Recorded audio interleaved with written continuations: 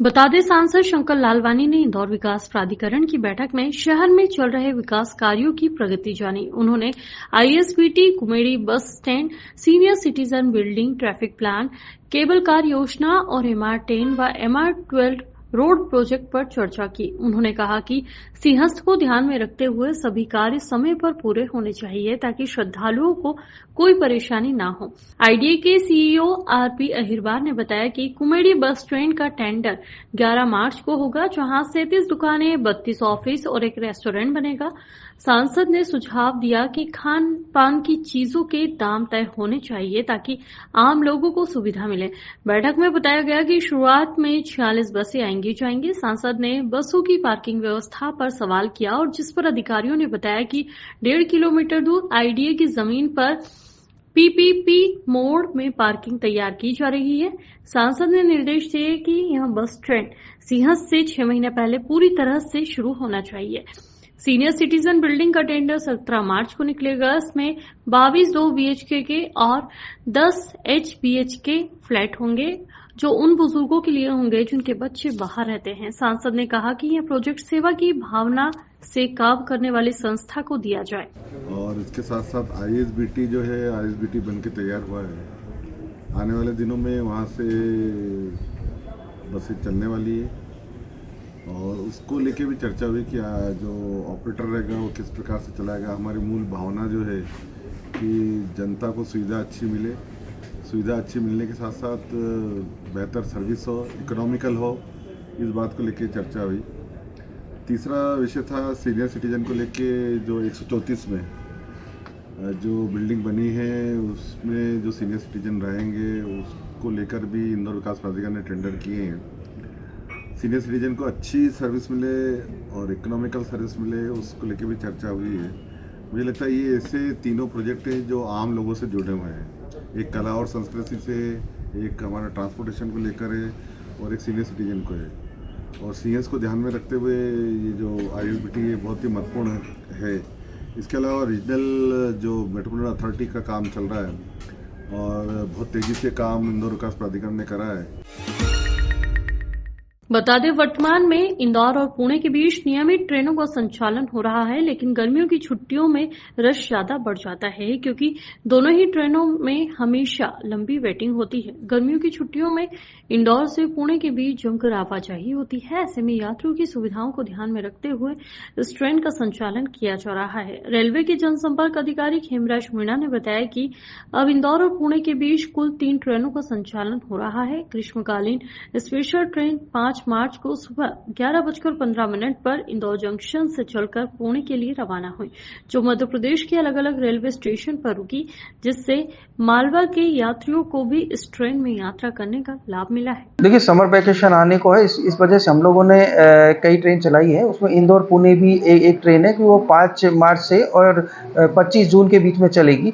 तो इस तरह से क्या है कि जैसे यात्रियों के डिमांड के आधार पर हम लोग ट्रेन चला रहे हैं। तो और इसके अलावा डिवीजन में दर्जनों ट्रेन चल रही है और एडिशनल कोच भी यहाँ लगेंगे। कल से इसकी शुरुआत रही, किस तरह का रिस्पॉन्स रहा है? देखिए, हमें ऑलरेडी पुणे के लिए दूसरी रेगुलर ट्रेन भी है, उसी के जैसे उसमें वेटिंग है, तो इसी वजह से ये ट्रेन में भी अच्छा रेस्पॉन्स हमको मिल रहा है। तो पहले इंदौर पुणे के लिए कितनी ट्रेनें थी और इसको मिलाकर अब तक कितनी? देखिए, बॉम्बे की साइड जाने वाली कई ही ट्रेनें हैं, 3-4 ट्रेनें हैं। तो इसके अलावा या वहाँ पे क्या ट्रैफिक का ज़्यादा समर वेकेशन के समय पे ज़्यादा डिमांड रहती है, इसी मद्देनजर ये इंदौर पुणे ट्रेन चलाई गई है। दरअसल हत्या की पुष्टि के बाद पुलिस ने इलाके के सीसीटीवी फुटेज खंगाले। फुटेज में एक संदिग्ध नीली टी शर्ट में घर के पास से निकलता हुआ दिखा। यह संदिग्ध पिछले 2 दिनों से मृतक के साथ ही घूम रहा था। पुलिस की टीम रात भर उसकी तलाश में जुटी रही। एरोड्रम पुलिस के मुताबिक मृतक सचिन चोपड़ा कालानी नगर का रहने वाला था। टीआई तरुण भाटी की टीम को जांच के दौरान सीसीटीवी फुटेज मिले, जिनमें एक संदिग्ध की पहचान हुई। परिवार के मुताबिक यह शख्स पिछले 2 दिन से सचिन के साथ ही था। फुटेज में वह बुधवार सुबह सचिन के घर की तरफ से बाहर जाता दिखा। पुलिस को शक है कि रात में वह सचिन के साथ ही रुका था और किसी विवाद के बाद उसकी गला घोटकर हत्या कर दी गई। उनके द्वारा लीक किया गया कि मृत्यु का कारण स्ट्रैंगुलेशन बताया गया, कि गला घोट के मारना बताया गया। तत्पश्चात हमारे द्वारा इसमें मर्डर की कायमी थाना डोडम पे की गई और उसके पश्चात CCTV कैमरे और टेक्निकल एनालिसिस के लिए टीम को लगाया गया है। इसमें एक सस्पेक्ट डेफिनेटली आया है जिसको पकड़ने के लिए हम प्रयास कर रहे हैं और जैसे ही आगे कुछ डेवलपमेंट होगा तो आपको अवगत कराया जाएगा। बता दें, भिक्षा मुक्त इंदौर अभियान के तीसरे चरण में भिक्षा मांगने और देने वाले आपराधिक प्रकरण दर्ज करने के लिए कलेक्टर आशीष सिंह ने आदेश जारी किया था। 2 जनवरी से 28 फरवरी तक हुई सख्ती में 3 लोगों के खिलाफ भिक्षा देने और लेने पर प्रकरण दर्ज हो चुका है। भिक्षा मुक्त अभियान की सराहना देश विदेश तक हो चुकी है। महिला व बाल विकास विभाग द्वारा भिक्षा मुक्त इंदौर अभियान की शुरुआत गत वर्ष की गई थी। पहले चरण में जागरूकता अभियान चलाकर भिक्षुकों को समझाइश दी गई। फायर ब्रिगेड के कर्मचारियों के मुताबिक गोदाम की आग बुझा ली गई है, धुआं निकल रहा है। गर्म मलबे को ठंडा करने के लिए फायर फाइटर मौके पर मौजूद है। करोड़ों का नुकसान होना बताया जा रहा है। आग ग्राम सिंदोड़ा के लालजू टेंट हाउस में शॉर्ट सर्किट से लगी थी। गोदाम 20,000 स्क्वायर फीट से ज्यादा के एरिया में बना हुआ था। करीब 11 बजे फायर ब्रिगेड की गाड़ियां पहुंची थी। गोदाम में रखे टेंट के सामान से आग ने भीषण रूप ले लिया। पास ही सोयाबीन तेल का प्लांट है। गोदाम संजय पोरवाल के नाम पर है, जबकि इसकी देखरेख उनके भाई नितेश पोरवाल करते हैं। फायर कर्मियों के मुताबिक लालजू टेंट हाउस को प्रयागराज कुंभ में टेंट लाने का ठेका मिला था। कुंभ समाप्त होने के बाद टेंट लोड करके 3-4 गाड़ियां वापस लौटी थी। अनलोडिंग का काम चल रहा था। अभी कई गाड़ियां आनी बाकी थी। तभी शॉर्ट सर्किट से लगी आग और देखते ही देखते पूरे गोदाम को अपनी चपेट में ले लिया। गुरुवार सुबह फायर स्टेशन में 2 गाड़ियों को वापस बुला लिया गया, जबकि एक गाड़ी मौके पर मौजूद रही। एसआई करण सिंह अपनी टीम के साथ रात भर से आग बुझाने में लगे रहे। मध्य प्रदेश कांग्रेस कमेटी के निर्देशानुसार मंत्री प्रहलाद पटेल के बयान का विरोध जताया गया। दरअसल मंत्री ने एक बयान में उन्होंने जनता को भिखारी कह दिया था। उनके इस बयान को लेकर कांग्रेस द्वारा सभी जगह विरोध जताया जा रहा है। इंदौर में दूसरे दिन भी कांग्रेस नेताओं ने उनके इस बयान का विरोध किया और चौराहे पर मंत्री का पुतला फूंकने की कोशिश की।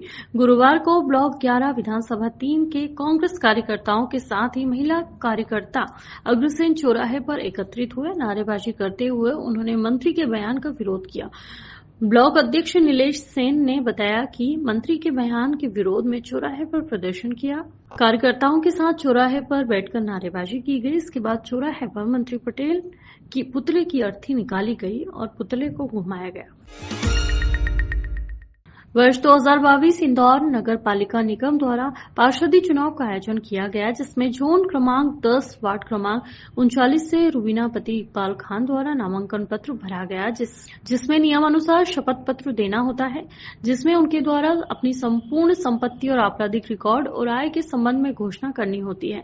निर्वाचन शपथ पत्र में पार्षद रुबीना इकबाल खान द्वारा अपने मकानों के क्षेत्रफल को बहुत कम बताया गया था और बिजली कनेक्शन में कमर्शियल व रेसिडेंशियल शिकायतकर्ता तबरेज मंसूरी ने अपनी अधिवक्ता अब्दुल हसीब गाजी द्वारा माननीय संभागायुक्त के समक्ष नगर पालिका निगम अधिनियम 1956 की धारा 19 के तहत भारी अनियमितता कर चोरी शपथ पत्र देने पर पार्षदी रद्द करने का आवेदन प्रस्तुत किया।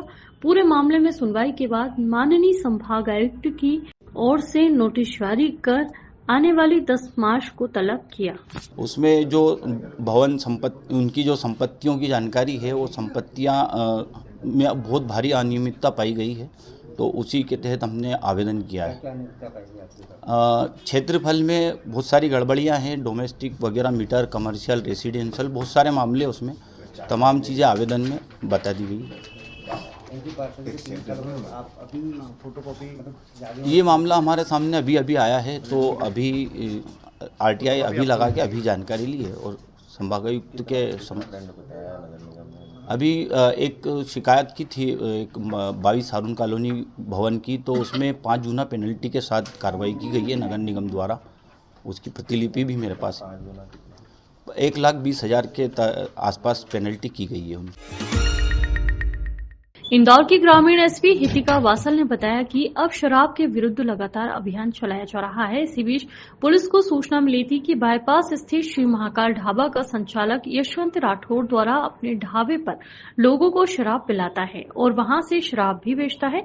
सूचना के बाद पुलिस द्वारा वाहन कार्रवाई की गई, लेकिन जब उसकी कार की तलाशी ली गई तो उसमें बड़ी मात्रा में अंग्रेजी शराब होना पाई गई।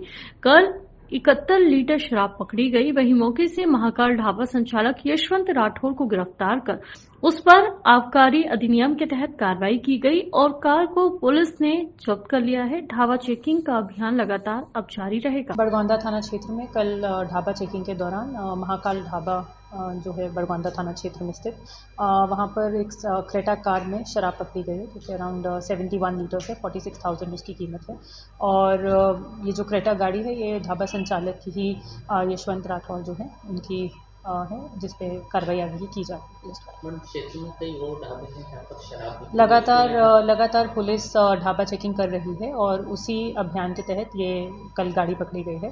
पुलिस लगातार शराब जो अवैध बिक्री है उस पर लगातार कार्रवाई कर रही है।